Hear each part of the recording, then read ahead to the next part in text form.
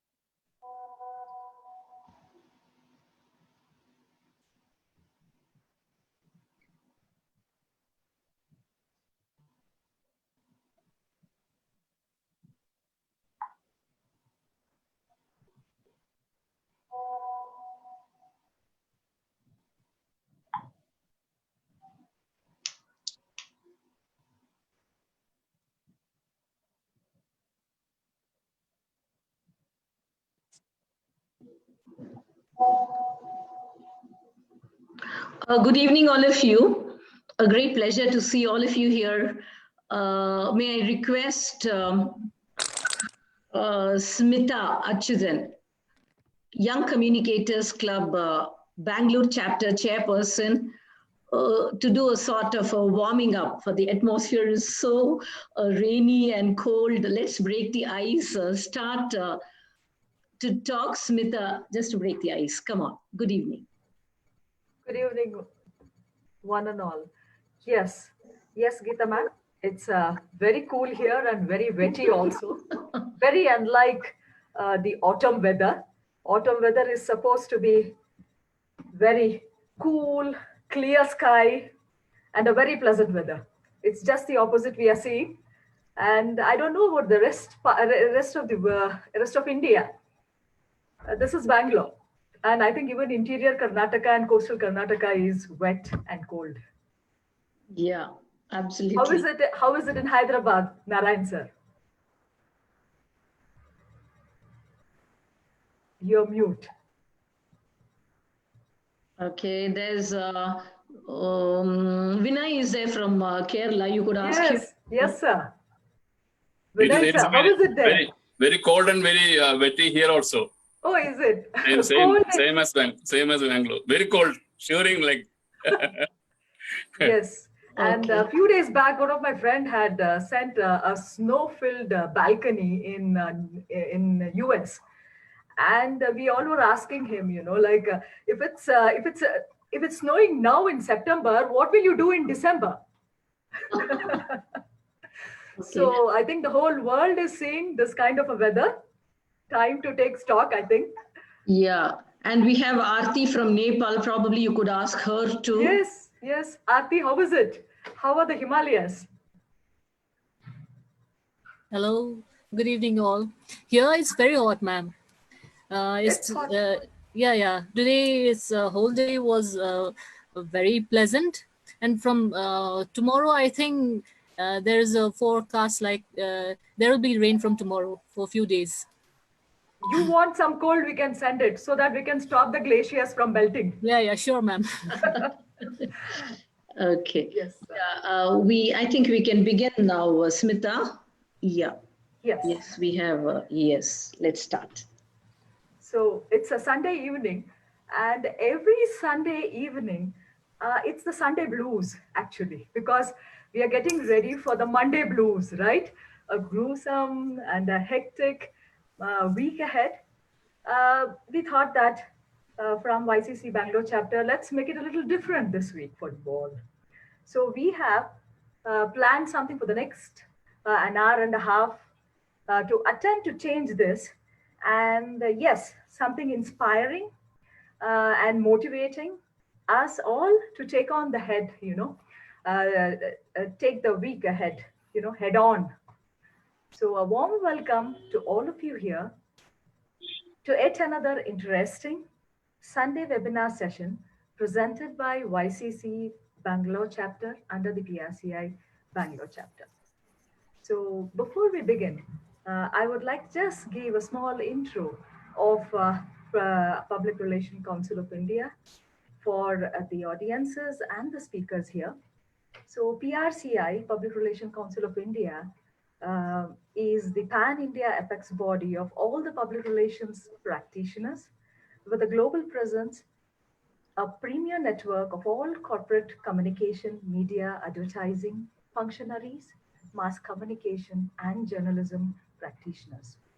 PRCI has 38 chapters in India, and YCC, that is a Youth Communicators Club, is the youth student wing of PRCI.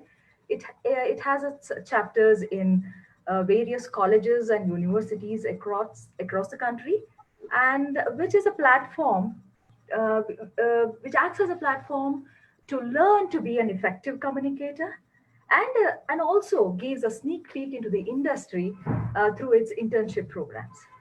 Coming to the World Communicators Council, that is a WCC. This is a world global platform for PRCI, and currently it has chapters in Australia, Bangladesh, Nepal, Sri Lanka, United Arab Emirates, United Kingdom, and United States of America. So this is a small brief on Public Relations Council of India. And coming to the motivational evening speakers, that is a star-studded evening we are going to have. First of all, we are going to have a very senior theater artist, theater personality, that is Shri Prakash Balawadi. He hails from an illustrious theater family, the Balawadis, of course. All the Karnatakans know about them. And he's a film, television, media personality, a teacher, activist, and journalist from our own Namma Bengaluru. Second speaker is Shri Sagar Ballari, scriptwriter, film director based in Mumbai. And yes, the famous Beja Fry, the most engaging, intellectually engaging comedy, is with us today. These were the two filmy Kiladis we have for the evening. So coming to the next two is the two sports Kiladis. That is Shri Amogha Shivaram, former Karnataka state tennis champion, represented India in international games, promoter of a premier sports academy, churning medal winners in tennis, skating, league football. And in the end, we have the youngest speaker for the evening, that is Shri Niranjan Mukundan, world number 10 Paralympic swimmer and an Ekalavya Award winner. So this is the lineup for today. And along with this, we have with us the panel of PRCNs here. We have MB Jairam sir, our chairman emeritus. We have Dr. Vinay, our national president, PRCI. Srimati Geeta Shankar, our national head, YCC. We have R.T. Kumar sir, TVS Narayan sir. We have Dr. Ramachandra, Sundaram Pillai. Sir, welcome to all of you. A warm welcome to the star speaker and the eager audience. Dear friends, fasten your seatbelts for a motivational roller coaster ride. Over to you, Fronia, the tour conductor. Thank you. Sorry to interrupt. Before Fronia could come, I would also like to welcome Smita Mr. Sagar Bellari's family who are here, Mrs. Archana, Mr. Anup, and Kanchan who are here. And of course, we did mention Aarti from Nepal, and we also have Shalini Rao from Mumbai and Abhishek from Mumbai. Thank you, Smita. Over to Fronia. Thank you very much, ma'am. Thank you, Smita ji. And it's indeed my pleasure today to be a part of this wonderful webinar. And I take much privilege also to be moderating this session with such speakers who I'm really proud of sharing the screen with. Beginning off with Prakash sir, Sagar sir, and Amoga Shivaram sir, and also Mr. Niranjan. It's indeed my pleasure. So without any delay, let's just jump into today's program. And as we all know, once again, as a moderator, I would like to welcome all of you, each one of you on this Sunday evening to this webinar organized by the Bangalore chapter, PRCI and YCC. To begin off with, the topic for today's webinar, motivating youth through voices of experience. I must say it's such a thoughtful and apt topic for the current generation, because if we have to see that around us, we are all filled with despair, hopelessness, and a lot of dark shadows, especially I must say, not just with Corona, because I guess 2020 had some kind of a gloom.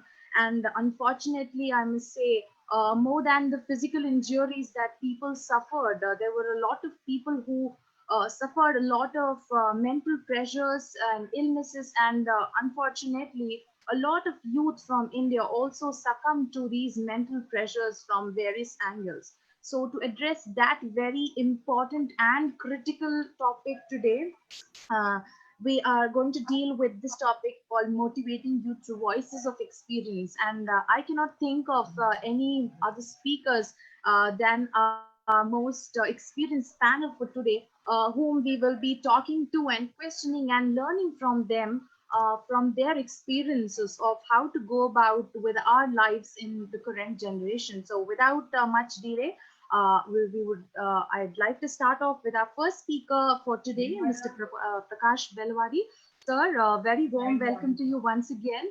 A short introduction has already been given by Smita ma'am. Would not take much time, because I guess as much little is said about you, I guess, because a lot of people, most of them here in the webinar must be recognizing you, because a pan-Indian actor and a theater artist, and I must say one of my own favorites. I guess if everybody has to connect in the present day, I could refer to sir as little Shakuntala's daddy from the latest movie Shakuntala, who we all can recognize.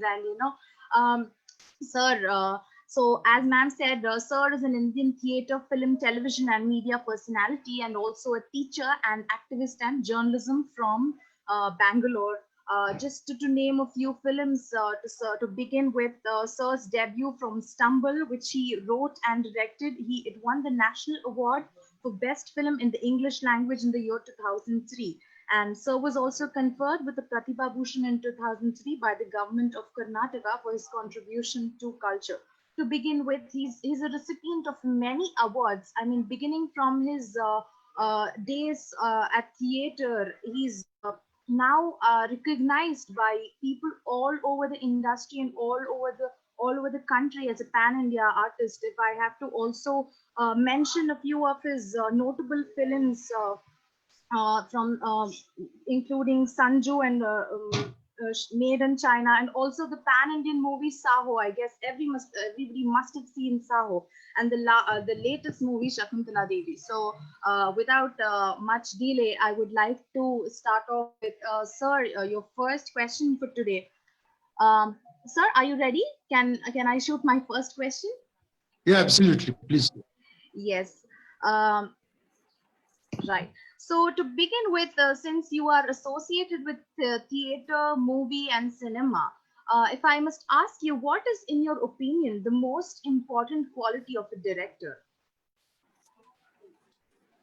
I think a director must see the play or the work before anybody else sees it.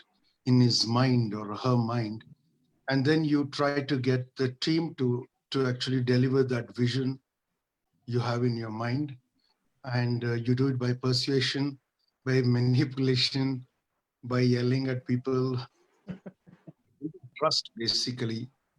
You achieve that vision, and of course it's always an ensemble work, so it needs to take contributions from everybody, but there must be some unity of vision. A director should be able to integrate all these inputs and skills, and sometimes conflicts have to be resolved. All that has to be put managed by the director to give a seamless, uh, coherent performance. That's the real job of the director. Right. Switching on from the nuances of movie to your personal experience, if I have to ask you, what is that one advice that you would give to your younger self, or one lesson that you will learn or you will tell us from your younger self? I wish I was more confident about whatever my passion was, that I would go and do it. It took me a long time. I went and did I studied till I was 21, 22 years of age. I wish I had actually gone into gone into some practical training by the time I was 14 or 15, because I think I wasted many years in college. So I think if I had a chance, I would start doing and experimenting, leading my life as I will, uh, um, much earlier in my life. That was given. And if there's one lesson that you have to teach us as a younger self from your own experience, what would that be? Don't borrow money, because it'll erode your dignity, it'll erode your confidence, and you will lose whatever goodness you have with yourself. There's a loss of this sense of being a free agent is severely compromised if you borrow money. Always live within your means. Don't borrow money. Don't discount your future. Never do that. Yes, I'm sure our audience are noting down the lessons and experiences. So, moving on, if there was one self-learning thing or something that you learned about yourself since you became a celebrity, what would that be? Sorry, you'll have to say that again. The connection is Uh, not so good. what is that one thing that you have learned about yourself from the time that you became a celebrity? See, I've realized that some of the things that you say or you do it, uh, you do to people in some of the way you interact with other people, your behavior. You may not mean it as seriously as it would have been taken by that person. So I think it's really important to be very considerate about other people, especially about saying things about them that they cannot change, talking about their given identities of nationality, race, skin color, height, weight, caste, religion, language, accent, whatever, things that they cannot really easily change. To make fun of that is, to you leave scars that you will not be easy. It's not easy to actually heal those scars. They always stay so on the soul. So I think it's really important to be considerate. And it took me too many years to understand that I was being very inconsiderate. Even going late for rehearsals or turning up late when you're given an appointment. I realize now that it communicates a kind of disrespect to the other person. And I think it was wrong of me to do that. So yeah, that is the one thing I've learned about me. I wish I can be a better person.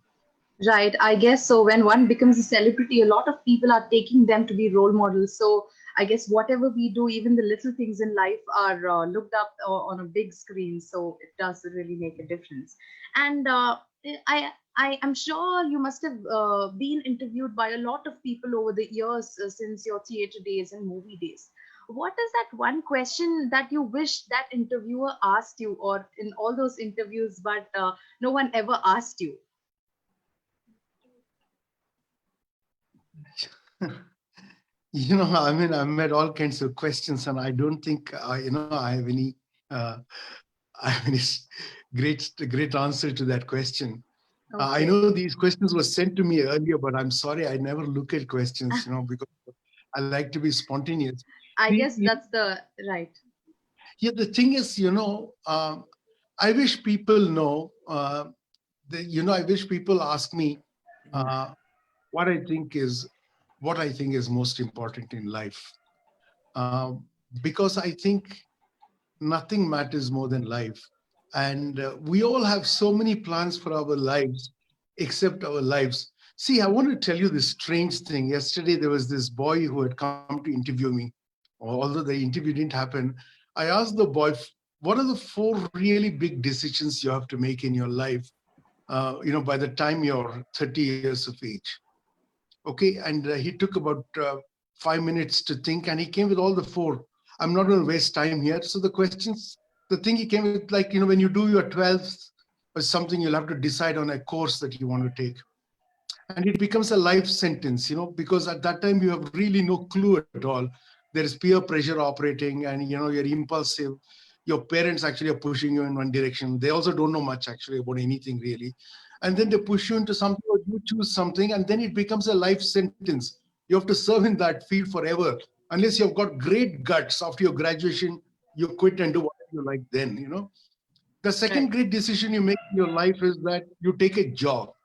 And that career is also a life sentence, because you'll go to a job and you'll get hooked to that salary. And then because you have experience in that job, you stay in that zone, and that corridor takes you, and your life is cut out for everything else in life is shuts down for you. Only that corridor, that tunnel exists for you. The third thing that you do is that you decide to get married. Usually the person who decides who you should marry will be a semi-literate twit, who actually can read, stars and planets, and he'll say, this person is going to be the best spouse. And you make such a huge decision because some nitwit has made this prediction for you. And the last one you make is you build a house, you choose a place to live. And it does not matter even if you're a billionaire. Sometimes your place, where you work will be like 2 hours from where you live. And it's such a stupid thing to do. You should use your time more usefully and not spend four hours in traffic. But, some of the biggest decisions in our life like this, we make without thinking. So I think what is important in life is a question that you should ask very early in life. Right. I guess that's wonderfully said. So your last question I would like to ask, after working in the various genres of television, various genres of performance on television, on the big screen and on the theater, what is that one favorite space that you would always like to go back to? I'm a theater person. I'll always go back to theater. That's my favorite zone. I like to be in the community that makes theater. I like theater people. They're the best people on earth for me. I guess that's also the toughest of, I don't know, but I must say that most of the people who've been associated with both theater and movies have always taken to theater, because they say that that's where they began their learning experience. So I guess I am done with my questions. I'll open the place now for questions from the audience. If anyone has to ask, please mute yourself and ask questions. I will do so. Even if you have to share it on the messages, I'll shoot them to sir. Please do send in the messages.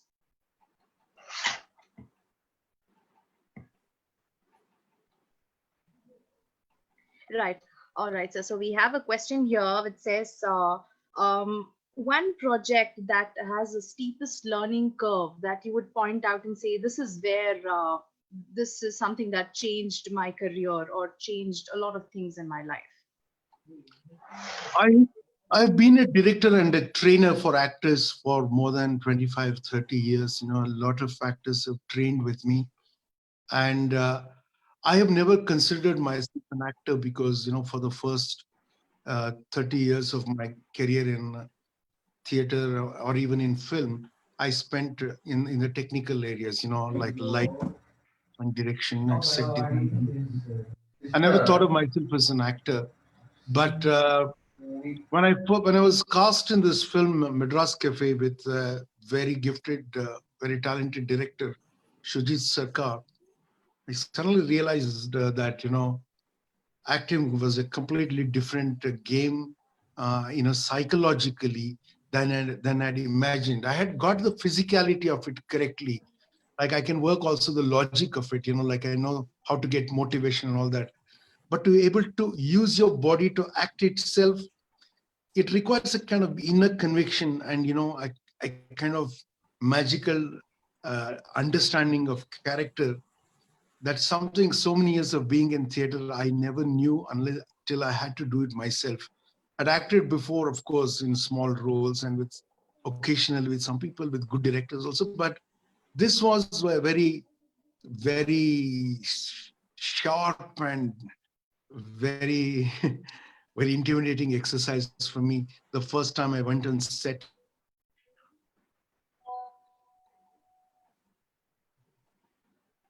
to act in Madras Cafe, the great sound designer told me that they had to do sync sound. They had to stop the shooting for 20 minutes because my heart was beating so loudly that he could hear it, you know. So they couldn't record sound. They stopped it for 20 minutes till I calmed down. I was that tense when I did that. So that was the steepest learning curve that I encountered. Right. Thank you very much, sir. We have another question from the audience. This is from Ms. Anandita Sinha, Chair of PRCA Hyderabad chapter. She asks, film industry has a censor board, but OTT platforms do not, and they show violence, nudity to an extent. Do you think this is detrimental for youth of today? So, you know, by nature, I'm against censorship. You know, the thing is, eventually, you know, technology will catch up with law and overcome it. You know, and you'll never be able to achieve censorship. Of course, this is my opinion, and I don't like censor. I think that the Central Board of Film Certification should be retired. It's a stupid busybody, and I don't think it needs to exist at all. But having said that, there is a very fundamental reason why censorship is a problem for me, because I think it's the responsibility of society and members of society to exercise caution and restraint. Do not watch those programs. Do not subscribe to these programs. You bring up your children well and tell them that there's a dangers of watching some stuff. You tell them that romance is more important than pornography, that it actually it removes the magic from, you know, from an idea of romantic love. You give them the correct values, because, you know, that is the greatest control you can exercise over the self, restraint. You know, you give them values so that they can exercise self-control. Censorship, that somebody imposes control on you, why should we welcome this? You know, we were great fans of George Orwell when we were young. And, you know, this idea of Big Brother watching was a horror idea for us, that there are surveillance cameras everywhere. And, you know, people are watching you all the time. And governments now advertise how many surveillance cameras they put everywhere in the world. What is wrong with us? You know, what is this thing about being watched, wanting to be watched all the time, having not everywhere? It's a terrible thing. It seems as though we cannot function coherently as a society, that we cannot share values and behave ethically. That is the problem with censorship. And OTT cannot be controlled precisely for the reason that it's technology and it's law. The law is limited to land. OTT platforms come from anywhere. They come from the sky. They come from space. You know, the signals. And the government of a certain geographical area, which constitutes a nation, sometimes does not have jurisdiction over that. That is why I'm saying, you, instead of getting OTT also under the censor board, remove the censor. Okay, and let the film industry itself let it regulate itself, let it exercise restraint, and you make a law saying if you actually somehow feed terrible or harmful content to vulnerable age groups or vulnerable sections of society, then you can make it a punishable offense and make some exemplary cases and put the fear of law into these people. Having a censor board, I think it's a very good idea. Right. Thank you, sir. Very well said. I guess that's, I mean, that was a very short but very good learning from you, from whatever you've spoken. And thank you very much for being with us today. And thank you for sharing your experiences. Thank you, PCRI. Thank you all the participations, Saurabh, and my friend Jairam, his father, who is a great veteran of public relations. Thank you for having me here. And can I leave now, or is there something else that we have to do? I guess it would be very, very wrong on our part if we would hold you such an important personality from your other important works. So I give you permission. So thank you very much. Thank you very much. Thank you. Yes, I guess our first speaker for today has set the mood, and I guess more than addressing very, very small nuances from their talk and from their experience, I guess we have a lot to learn. Not just the youth, but everybody. There's a lot to learn from how the speakers, how they've come from their very bare beginnings to what they are today, and still they are very humble in accepting our invitations, and they're very free of how communicating with us. So I guess we must be very thankful to all our speakers for being here with us on this platform today. So without much delay, let me go on to our second speaker for today, Mr. Sagar Ballari, sir. Thank you very much, sir, for being with us. I welcome you to today's webinar once again. So thank you for welcoming me. Thank you, sir. So if I'll just go through a brief introduction of Sagar, sir. I guess if I must say, none of our speakers here today need a special introduction, but right. So Sagar sir is, as we all know, he's an Indian film director, and he's very, very well known for his films like Bheja Fry, the series. Sir, he is a media student who started his work as a chief assistant director on the feature film Raghu Romeo, and then he began the development of the script of the feature film of the first film Ding Dong, and the next one, which was later retitled to Bheja Fry, if I'm not wrong, if I'm wrong, and. Sir also worked with Rajat Kapoor in the capacity of an associate director for the film Mixed Doubles and Mithya, between which he made his own film, Bheja Fry. I think that's just a little to introduce Sir amongst his very many other achievements that he has. So, Sir, I will let's begin the Q&A session. So, your first question for today.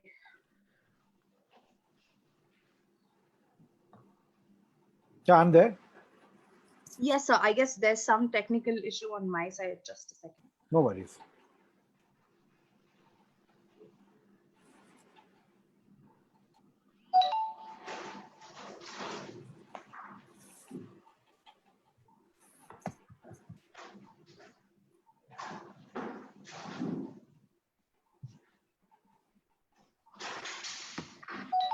Sorry, sir. I'm sorry for holding. Yes. No worries, no So worries. the first question here goes, what do audience want? As a filmmaker and director, what is it that you really worry about when making a film for the audience? The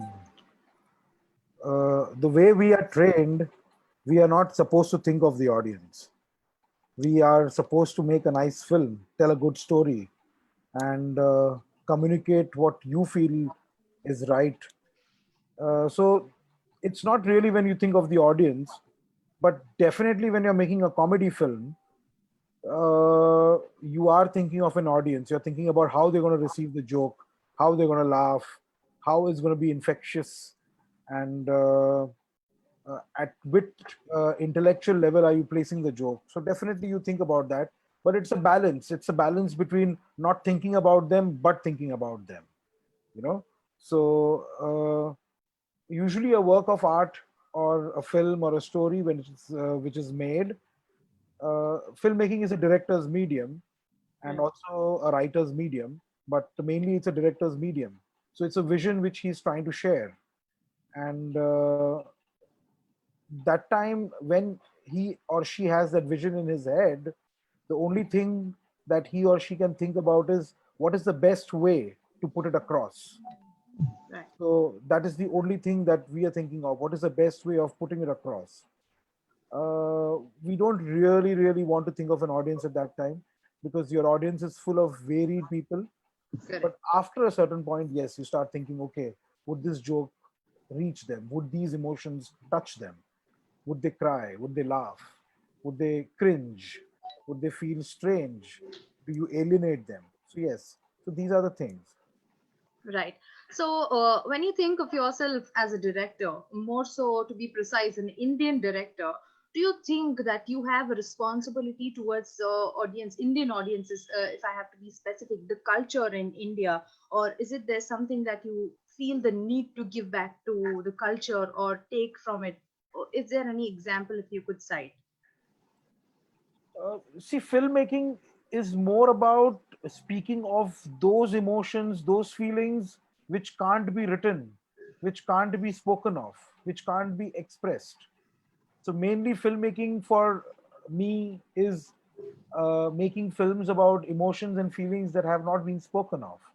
So yes, there are films which are cultural, there are films which are educational, but once you know what you're trying to say, then you definitely like start bringing in the culture of your society. uh, I am an urban born Bombay boy who has always lived in a metropolis. And for me, my reflections and my understandings are of the people whom I have lived with. So, Bheja Fry is a very urban film. And it talks about the inequalities of intellectual classes. It talks about how intelligent, the so-called intelligent person looks at the less intelligent person in a different way. So basically, when I'm making films, I'm making urban films, and it reflects the culture of the urban film, the urban society which I have lived in. I recently made a film called Jungle Cry, which is yet released. It's about rugby. Now I'm making the film. The film is set in Orissa, and it goes to London. So obviously, when we were doing Orissa, we were trying to bring out the best of the Orissa world, the best of the tribal world, the best of the culture out there, basically the anthropology of that place. But the focus is the story. The focus Right. is the story, and the setup and the premise and the milieu is the culture, what you bring in. So yes, definitely we think of it, but as a storyteller, the focus is mainly the story, and then we think about the milieu and the culture and everything else, definitely. Absolutely. I guess being a director who must know all the 24 crafts of film, somewhere, even if not very consciously, somewhere behind the mind, there are all these filters that you do have in mind. So, like you already mentioned that you're a Bombay brought up boy.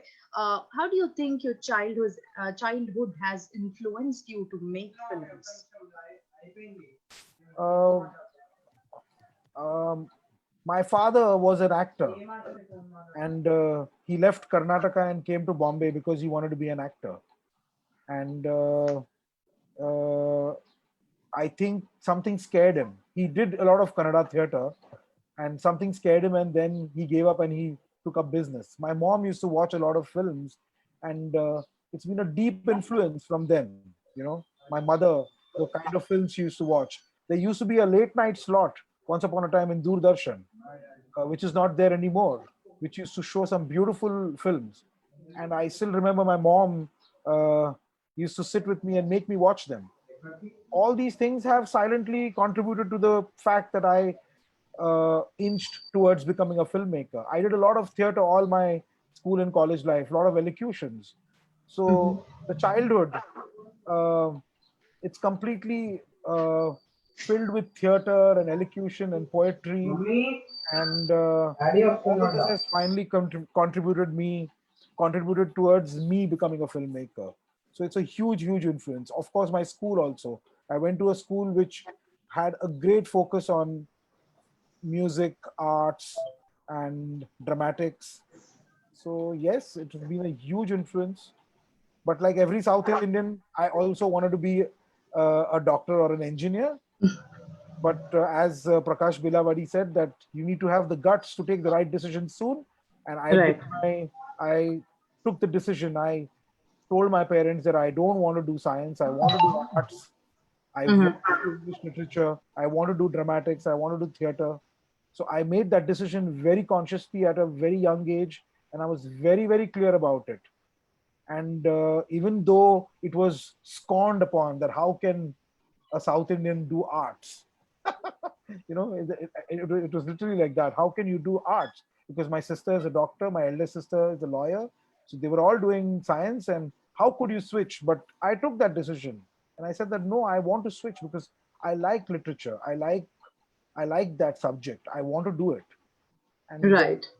once I took that decision, I think it was a huge turning point, and I did not listen to anybody. And well, it worked out quite well for me.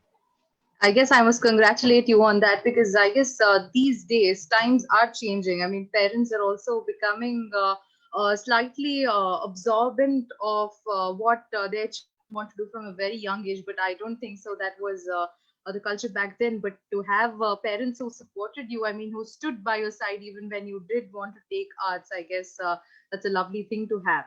So, in your journey in all these years, I'm sure you must have gone through a lot of difficult times, and something that made you, like they say, your victory is not in never falling but in rising every time you fail. What are those times that you can recollect? See, I'm not from a film family, and the moment I told my father that I want to be a director, they were very scared. They were like, those were the times when films were only financed by the underworld, or that's how it was perceived, and it was a bad field. And so not being from a filmy family, it has increased my journey of learning, because there's lots to learn, and it's a very close knit small world. So to arrange finance and to make your films and to learn how to produce, to make films and to lose money, and to be totally in despair and to not know what's happening. So these are some of the difficult parts of the journey which I went through. And but I had a very simple approach towards the whole thing. It was like my focus was to make films and not to be a part of. I was more interested about the subjects I will make or the things I will say. So I was very clear about that.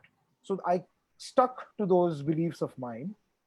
But yes, it has been a very difficult journey, because I'm not the typical film industry, the film family director or the film family talent. It becomes slightly easy. I'm not talking about nepotism. I'm talking about it being slightly easier. Correct. But I feel nice today, and I listen to Frank Sinatra's "My Way," and I feel more happy that I did it my way. So there's always I always believe that there is your way, and you should stick by it. And you should Right. Yeah. I guess it's always very interesting, and it's a great learning experience from people who aren't from that, who don't have a lineage in a particular field of arts, but they still take on that bold decision to do something that they want to do. And when you emerge successful and look back at your journey, you're definitely very happy. So I guess the same from you. Right. So, sir, now we'll take in a few questions from the audience. So I request the audience to please send in any questions that they want to ask, sir, in the chat box. Right. We have a question here, sir. It says directors say they do films based on reality, but most of the films are not really realistic. How do you think you should balance realism and cinema? Because There used to be a time when cinema was fantastical, cinema was symbolic, but as the reality TV has come in, and as the times have come in, the recording principles, the cameras, everything have changed. The times have changed. So a lot of reality has now started coming into cinema. So I feel that those times when films unreal films were made, like uh, ridiculous love stories and family dramas, social dramas. I think the time is up for those kind of films, and a new age of films and a new age of stories will come, and most of them will focus on realism. And Hindi film industry used to be an escapist cinema where people used to watch stories which were unreal and hyper real, and would be happy to be drawn into a world which is unreal. But that time has gone. That time is going, and you'll see that more and more people want to watch real films. So I feel that that unreal phase of cinema is slowly getting over, and a new phase is coming in. If you watch any of your content on the OTT platforms, or right. yeah, they're all very real. Correct. They may be out of the box stories, but out of the box stories in real settings, in real worlds, real characters, real people. Absolutely. We have another question. I felt this question was slightly tricky and interesting. So the question is from just a minute. The question says, did you join film as a passion or to pursue it as a profession? I guess when they say profession, there's a bit of money that comes in. So, right. So did you go to movie as a, take to movies and films as a passion or profession? This is from Sundaram Pillai, sir. Yes. Okay. So I have been I have been on the stage since from the age of 6 and 7. I have been a singer. I have been doing theater. In my school, I've been doing theater, and I've been pursuing it all my life. It's only when I reached college, I realized that when I was being forced to be an engineer by the pressures around me, I wouldn't say that my parents forced me, but there were the pressures, there was a thought. I still remember I had written on a chit and said that I want to be an electronic engineer. But I soon realized that literature is my love, and I soon realized that theater and this is where my whole passion lies. And by the time I reached college in the final year, I had some very good teachers. I met some good friends, some good journalists. They helped me to join ZTV, and that is where I realized that I want to be a director. And once I realized that this is what I want to do, I just kept pursuing it. And somebody told me that the only way for you to be a director is to join the film school. I applied for the film school. I did not get it first year. I failed. I was very depressed. People told me that, so what? The greatest filmmakers have not got it in the first chance. They've all got it in the second chance. So I tried again. Second chance, I got my film school degree. At that point, I got an opportunity to work with a very big director. But I was asked by a very great man, Mr. Manmohan Shetty. And he said that, what do you want to do, Sagar? You want to go to the film school or you want to go and work? I said, definitely I want to go to the film school because I want to study. Because I love my craft. I need to study it once I know what it is. So it was a passion. And even Bheja Fry was made out of passion. But the industry corrupted me in the middle, and they try to they try to use me and make money. And of course, the lure of money was beautiful, because I remember I was paid 60,000 rupees to direct Bheja Fry. And I still remember when I entered the Sahara office, I was going to ask for a mere 4 or 5 lakhs as my fee. And the person who was taking me, you have these mediators who take you to meet these people. She pinched me very hard. And she said that, Sagar, you can ask for at least 50 lakhs. I was like, what? So, the whole thing of money was not even in my head. It was more about Right. how to make great films. And then you realize, oh my God, there's lots of money also in it. That's dangerous. That's really dangerous. The money corrupts you. The money usually corrupts you, because I think you should stick to your passion.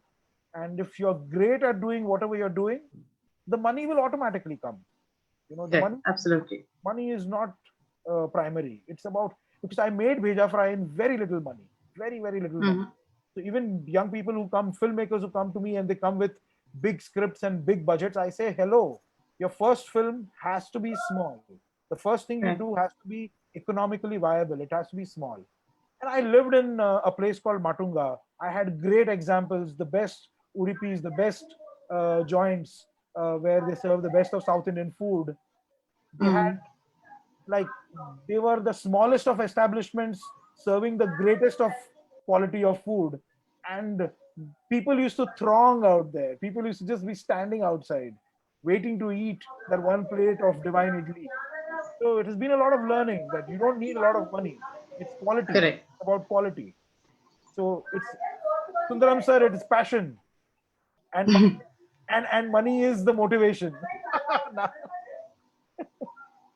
Absolutely. I guess, I mean, there's something that we all must learn from you. It's not about who does it, it's about how you do it and how best you do it. And I guess you're one such wonderful example with a very, very vivid experience of learning. Thank you very much, sir. Thank you for staying with us. There are a lot of questions coming in, but I guess we will now move on to the next speakers and take the other questions at the end of this session. Sure. Thank you, sir. Thank you very much once again. Now let's move on to the third speaker for today. None other than Mr. Sagar. Sorry, I'm sorry.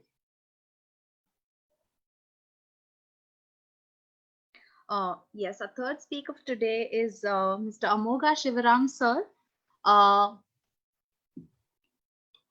Saurabh, can you please spotlight Amoga, sir? Yes, thank you, sir. Welcome, sir. Very warm welcome. And thank you for accepting our invite to be a part of this webinar today. Thank you very much for inviting me. It's my pleasure. Let's, I mean, a small introduction about Amoga, sir. Amoga Shivaram, sir, is a former Karnataka state tennis champion, a national and international player who participated in India and abroad, who has won a number of single and double titles in the Karnataka state ranking tournaments. Sir was also qualified for main draw in singles and quarterfinals in doubles at the International Tennis Federation that was held in Egypt. He's an MBA graduate with 10 years of corporate HR experience, and he's been a sports advisor for various institutions and the promoter of Fortune Sports Academy, Amoga Sports Center for Excellence in Tennis, which has produced around 20 All India tennis champions and 30 skating national medals and 2 I-League football players. I guess that's a very, very good list. And we also have 7 players who are now part of the Karnataka rollball skating team, which won the South India Nationals. That's a little about Amoga, sir, and his organization that trains young individuals to be good sports personalities. Sir, should we start off with the questions? Yes, we can.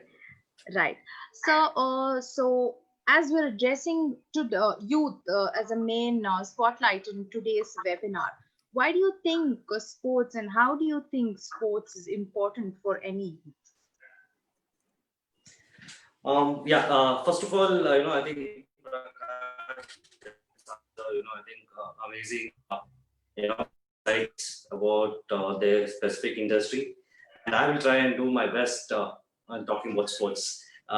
So, in specific to this question, why sports is important. I feel sports is life, right?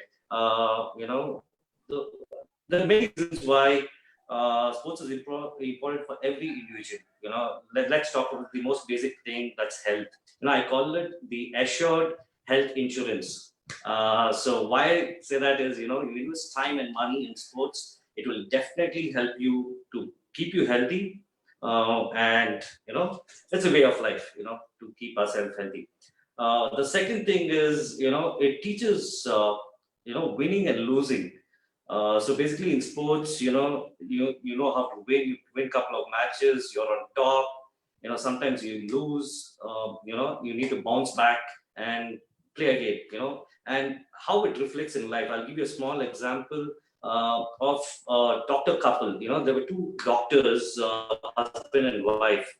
Gold medalist in their medical field. And I think post marriage, 5-6 years, they took the competitive exam. And the wife received a much better, kind of ranking in that competitive exam. And the husband could not take this, right? He could not take the loss with his wife. Imagine, they've been successful throughout their career in their particular field. But the only thing of, winning and losing is where they didn't learn. So, I would relate sports because in case they would have played a sport, it would have definitely kind of helped them to bounce back, stay on top, you lose, you again come back, you perform. So that's what I believe on winning and losing. There's one more, the last thing, I think I would talk about networking, again, when you play sports, you network with a lot of people, right? You meet a lot of people for any category of people. So I'll give you a small example for this also. There was a CEO who was playing golf most of the time, right? And I think his colleagues had a big issue saying that, our boss is always playing golf. And they had a meeting and, the colleagues kind of vetted it out saying that, you're spending most of the time on the golf course. So there was a simple answer given by the CEO. He just said that, from the last 1 year, the number of projects what we have received is through my networking and the connection what I did on the golf course. So imagine, sports can relate to business, it can connect people, your network can grow. So I would say it's important for every individual, be it younger kids, college work or anybody. Right. As you spoke of networking in sports, why do you think it is important that you have to work under a team before you start off anything on your own? Yeah. So basically, it is always good to start under someone's guidance, because every individual have a belief that whatever my product is the best. I know best. Right, but there's a lot of process. When you work under someone or any other organization, there's a set process, right? So they would have done the research, they would have gone, there would have been a lot of ups and downs. You know your competitors, who's your, what kind of people you need for your business. So there's a lot of learning which happens, and then post that learning, if you could actually create a product which can make a big difference, that's when you are ready to go to the market doing something on your own. So I would say the learning is very important. Process is very important, which every individual should learn initially in their career. And then they need to be creative and do something on their own. Definitely they'll have success. Absolutely. So you've been training a lot of young individuals for various sports in your academy. What advice would you give to them or any youth of today as to very precisely using 24 hours of their time in a day to plan ahead for a good future? Yeah, so I think there are two things here. So, I think planning 24 hours, I would say, it's so beautifully designed, right? 24 hours, you divide it into 3, 8 hours of sleep, which is very important for any individual, right? 8 hours of, me and family time, which I always tell people, right? You need to have time for yourself and your family, and 8 hours of work and learning, and anything you do more or less, which would affect each other, right? So for example, on a lighter note, you spend too much time with the family is also not good. Right? I think it should be all balanced, sleep, your learning, and me and family time. So That's one part. I think what was the second part of the question?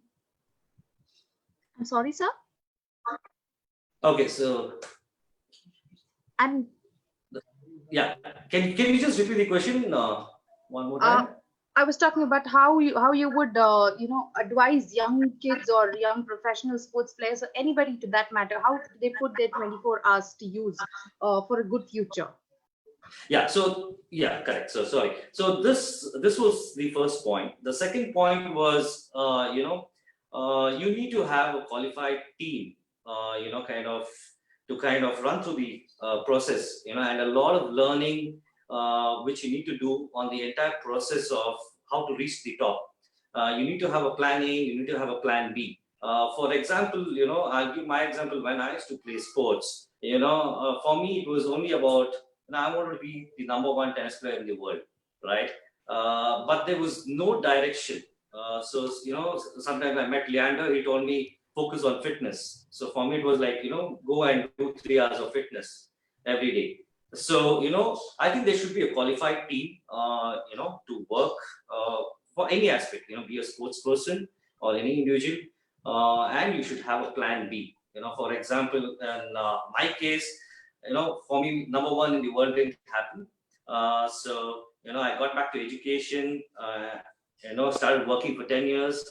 And now my goal is to see my dreams through my kids, right? So that's why this organization is started right now. So there's an entire process of, it's no more an individual sport, like tennis.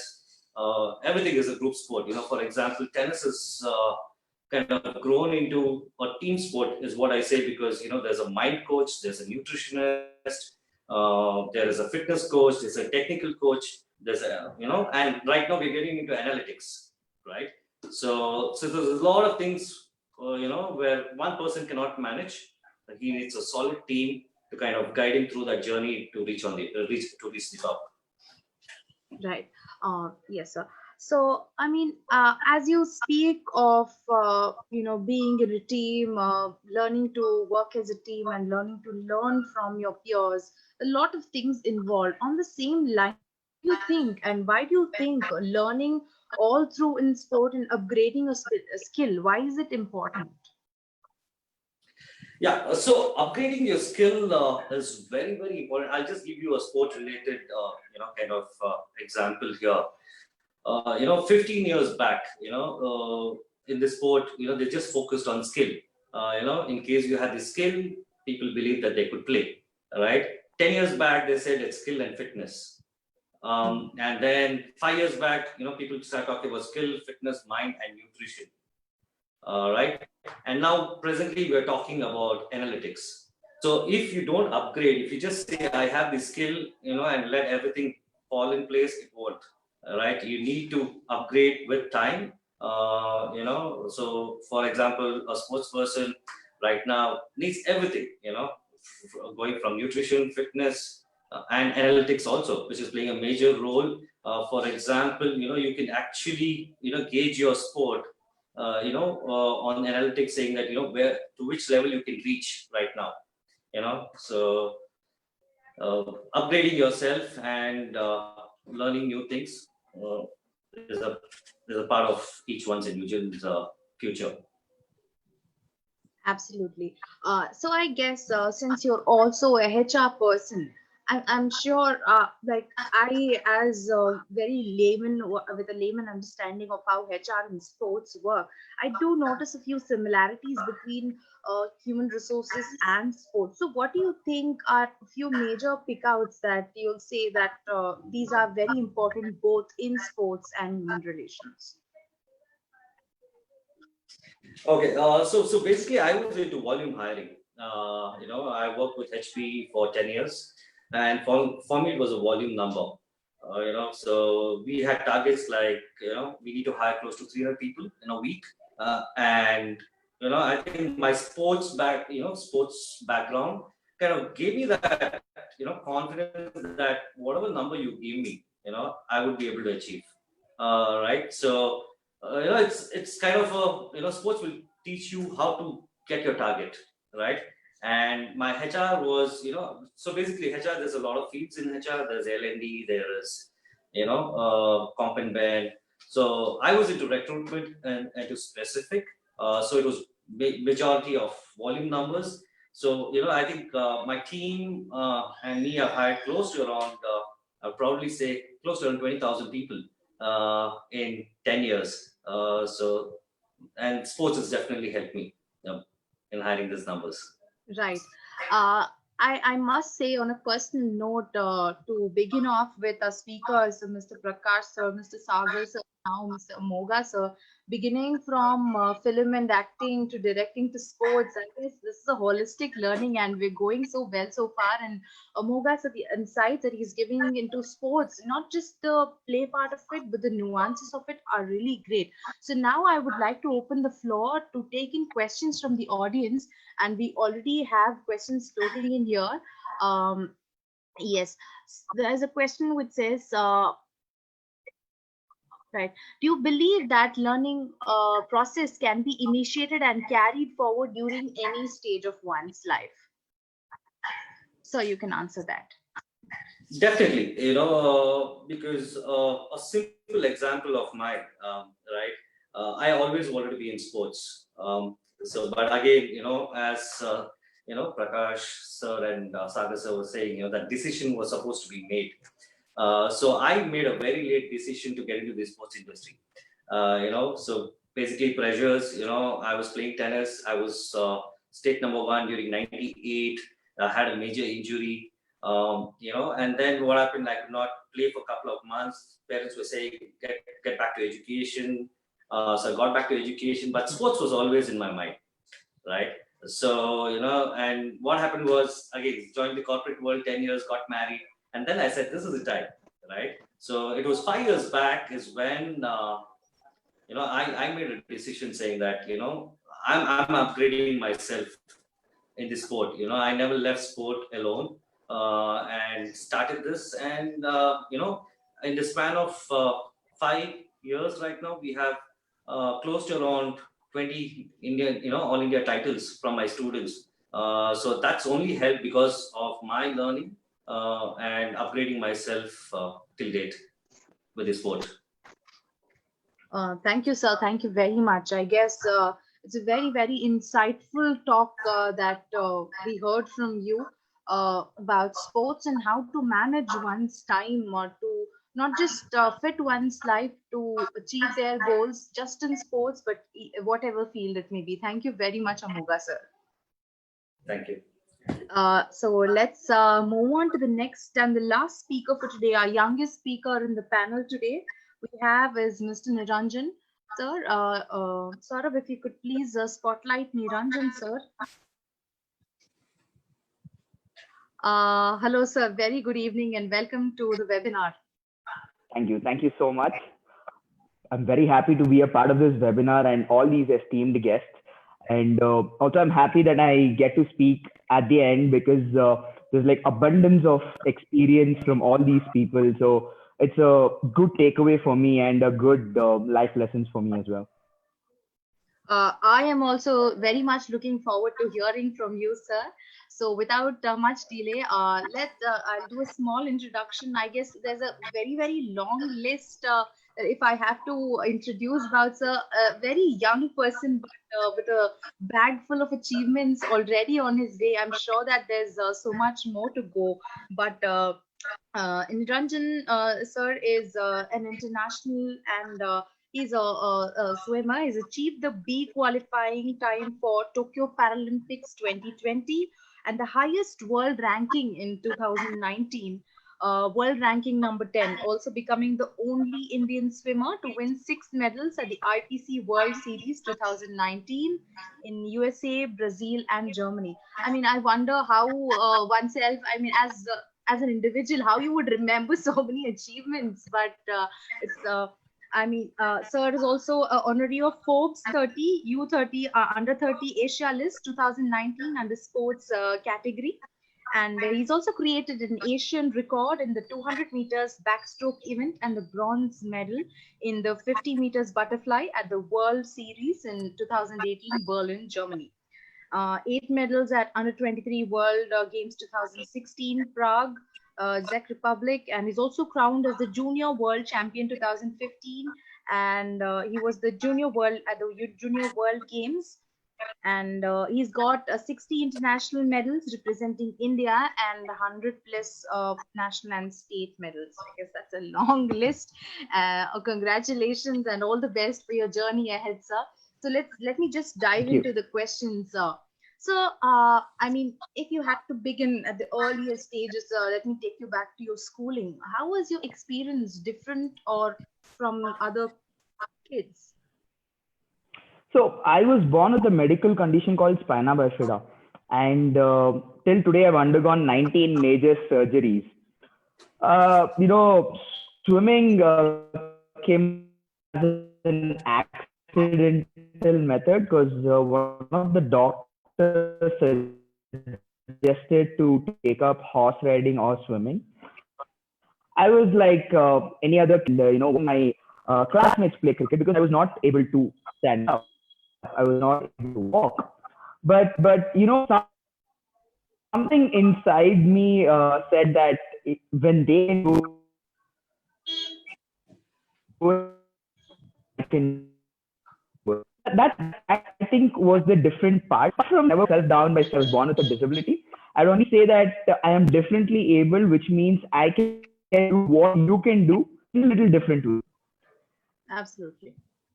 I mean, what were your, sir? I guess there's some connection issue at your end. Can you hear me, sir? Yes, I can. Yes. Yes. I mean, I totally agree with you on that. Being able to do things differently, I guess. I must say, sometimes it might give you a backing, but it also gives you an edge over the others at times. So when you began with swimming, what were your initial struggles at the pool? So when I began, it was just as part of aquatherapy, but for a person who's been virtually paralyzed, for a person who cannot stand on land, when you put that person in the water, and I kind of felt like a fish. To recollect back, I still remember a lot of people lost their jobs because of me, because they used to put me in the shallow end of the pool, and I used to swim my way to the deep end. And those were the days where I used to, wait for my swimming session, because the whole day I have to sit at one place. I didn't want my parents to carry me from one place to another. So I chose to sit in my room. I chose to sit in the hall. But when I go to the pool, I have that vicinity of moving for like 50 meters from one end to another end. That opened up a lot of avenues for me. I started seeing life in a very different way. I mean, I could have been another normal child with a disability, probably, attended normal schooling, probably done a job, probably gone for college and probably taken up a job. But, I think that young side of me itself wanted a new life. I wanted to see that other side of the world. And I always, discover myself by taking the negativity from what people say. If people say that I'm going to do it,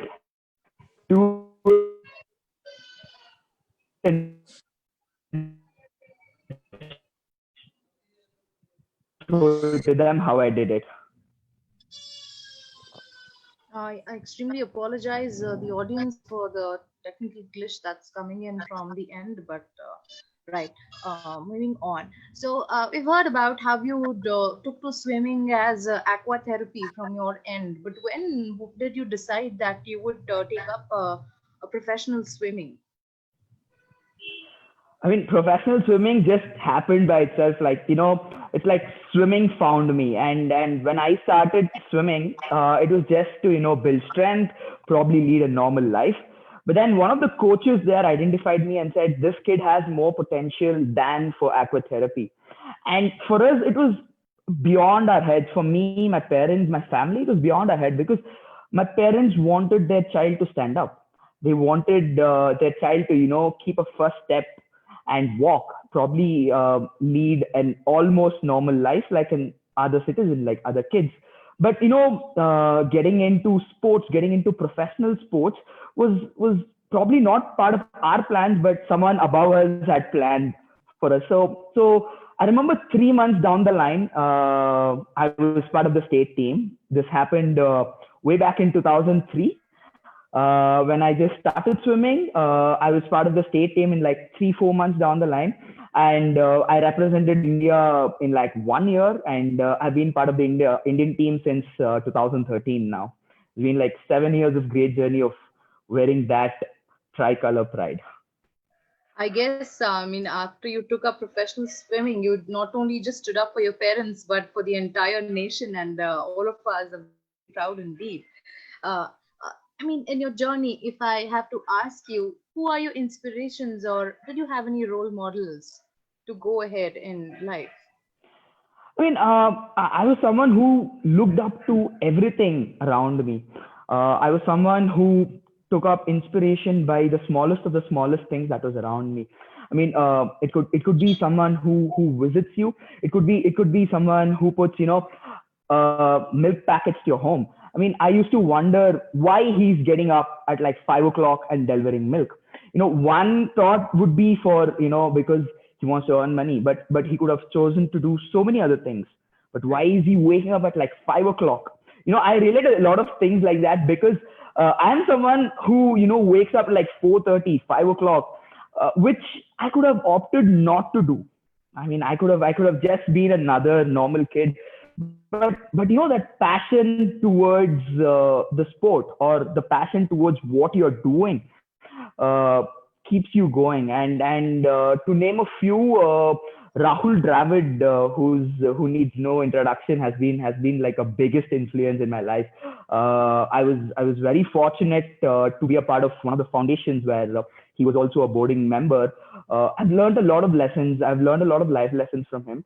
But apart from him, who is again not from my sport, obviously get a lot of motivation and inspiration from home, my parents, my family, my friends, and people who have supported me through my journey.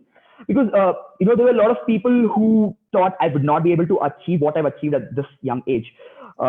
People thought sport was not for me.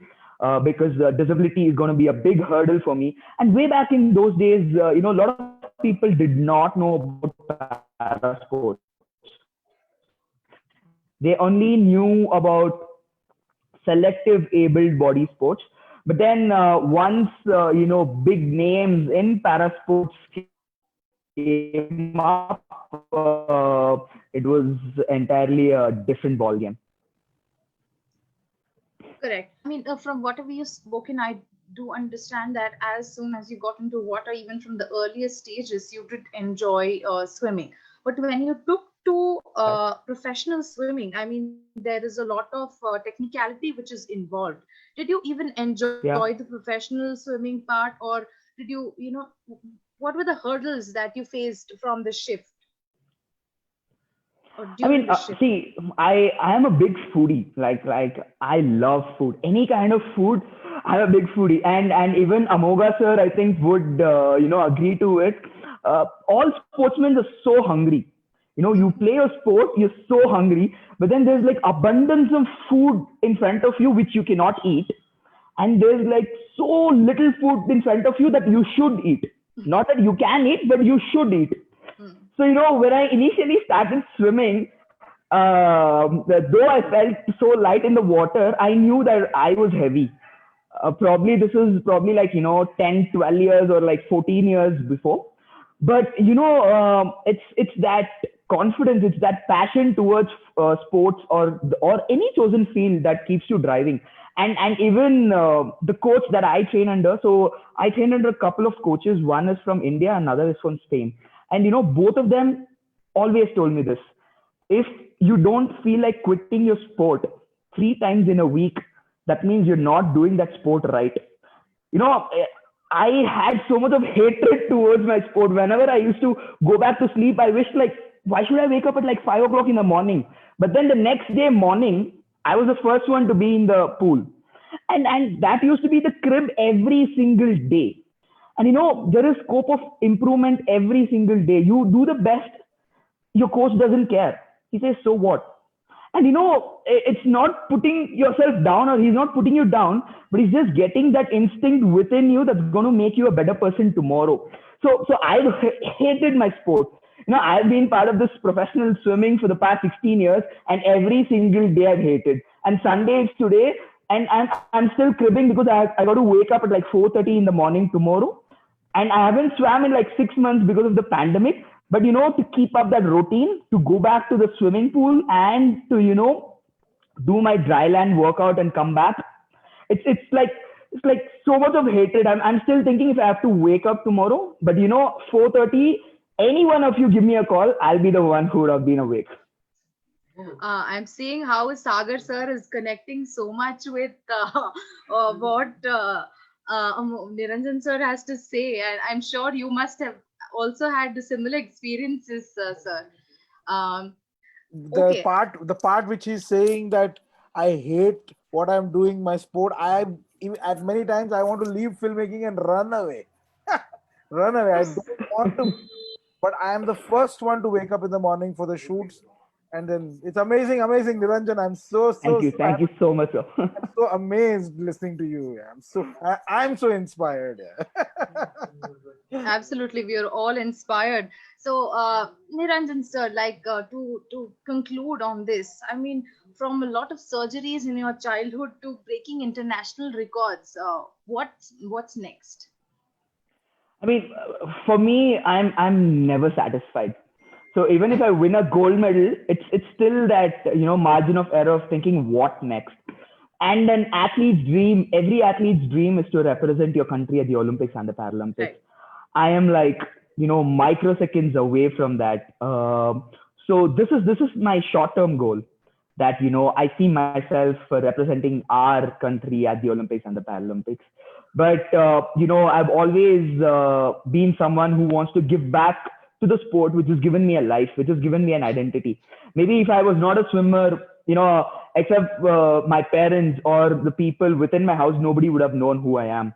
So sport in general and swimming in specific has given me what I am and who I am today. So I want to help the next generation people to achieve their dreams, in specific and narrowing down the disabled people who are differently able. I want to do my best to see how much support in their dreams. And that is something that I'm working on to be my post-retirement goals.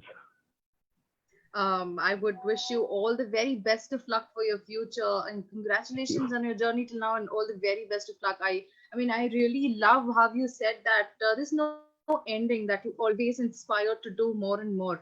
I think it comes as a learning lesson to all of us, that being differently able, sometimes it gives you a greater push, because you are always neglected or you're looked upon differently by the society, and that itself gives you the motivation to quieten all the mouths and to take to another level, where you have applaud coming your way rather than stones being hurled in your path. And I guess it's a wonderful journey ahead. Thank you very much, sir, Niranjan sir, for staying with us.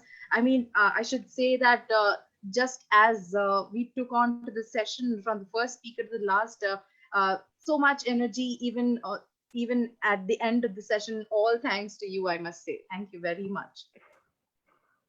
Thank you. Thank you so much. Right. I'll take 1 or 2 questions from the audience, sir. Sure. If there are any. Right. Geeta Shankarji asks, being differently able never stopped you from your dreams. What's your mantra for the youth of today? I mean, see, I always believed in do what you love and love what you do. See, I've always loved being in water. I mean, given a chance between going to school and being in water, I would have chosen water. But then I come from a very conservative family where, education was most important. But, I was very lucky enough where my parents said, you do whatever you want with education. So in that way, I was very blessed that I had that freedom of doing what I loved. as well as I had that payback time of, doing the most and the best to my parents by, completing my education as well. I did my master's in sports management because my parents wanted masters and I wanted a master's which I excelled in. So I combined both and I did my master's in sports management. That is one thing.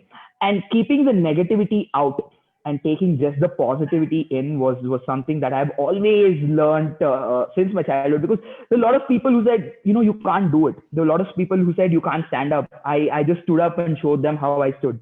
There was an example where I still remember I wanted to learn two-wheelers and four-wheelers like any other child when I was like 15, 16 years old. But, I tried my level best near my house and people around me said, you should probably not be doing this. You can probably commute through an auto. Your parents can drop you. Your friends can pick you up.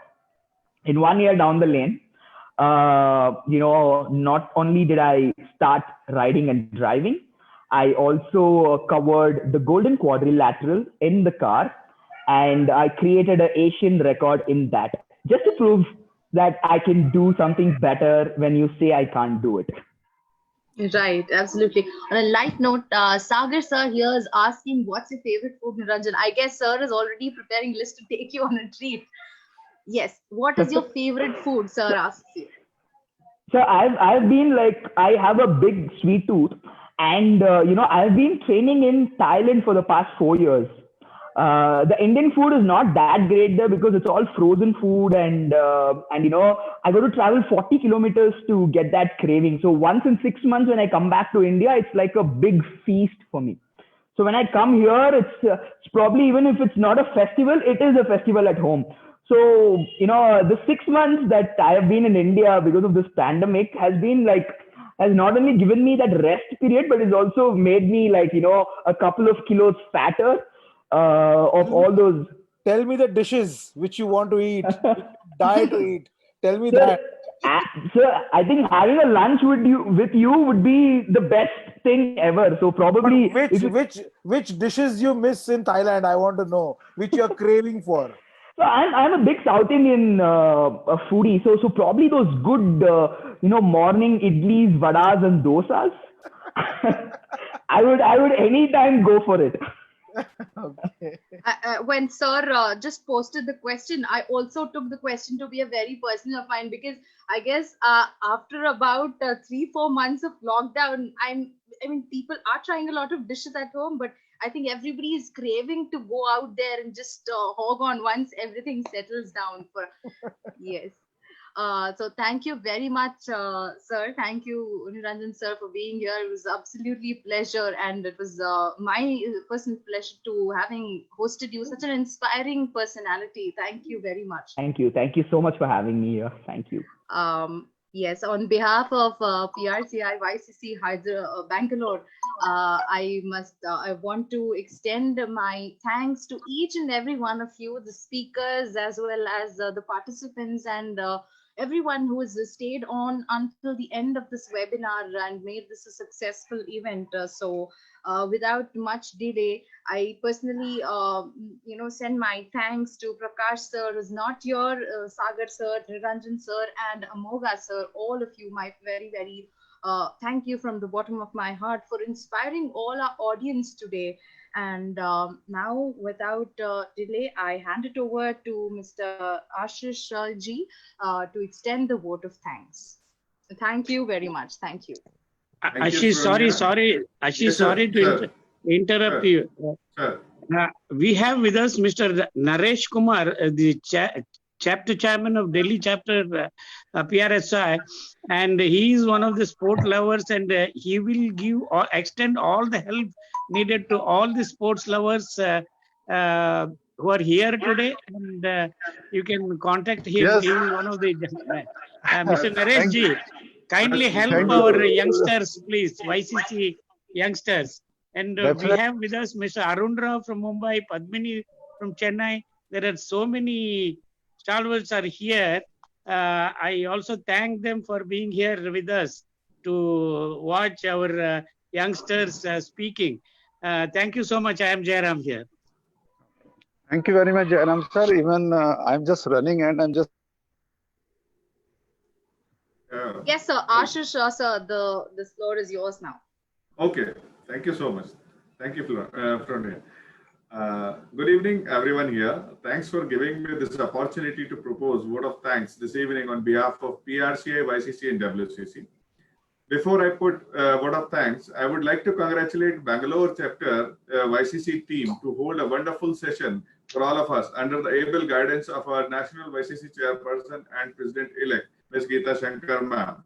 This is indeed our pleasure to have big personalities with us this evening, like Mr. Prakash Belwari, who is a renowned actor, writer, TV and media personality. Mr. Sagar Belri, renowned director and producer of Bollywood. Mr. Amoga Shivaram, former Karnataka State tennis champion and founder of Amoga Sports and FSA. Mr. Niranjan Mukund, India's top para swimmer and Asian record holder. On behalf of PRCI, WCC and YCC, I, Ashish Tal, sincerely thank you all and show our gratitude to enlighten and motivate our young brigade, which is called Young Communicators Club, and entire fraternity of PR professionals by sharing your motivational experiences. Today, we don't have only young leaders present here with us, but also we have veteran PR professionals to witness this enlightening session. Being the unique pioneer and #1 organization of the country, which is present globally for PR fraternity, this useful information would be disseminated with lakhs of PR professionals around the world with the help of our 38 national, 8 international, and various YCC chapters through various information dissemination vehicles, media vehicles. I'm sure that all our members would take benefit of this webinar. Thanks for enlightening us, all of us. I sincerely thank to all PRCI, WCC, and YCC members to take out time from their busy schedules to attend this webinar and sharing their views. And special thanks to Public Relations Society Delhi chapter also for joining this webinar. I wish to congratulate and thank Mr. Saurabh Jairam, Mr. Rituparna Sharma, Ms. Fronia, and their team for their restless efforts and to conduct entire session beautifully. Hope we have a lot of such sessions in coming future too.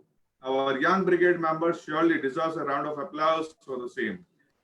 I would like to thank the coordinators of this event and making this webinar a great success. I would like to thank the volunteers who have been running around for doing a lot of arrangements. Thank you so much, everyone. My thanks to wonderful young communicators from our country. Thank you so much for your cooperation to our young communicators.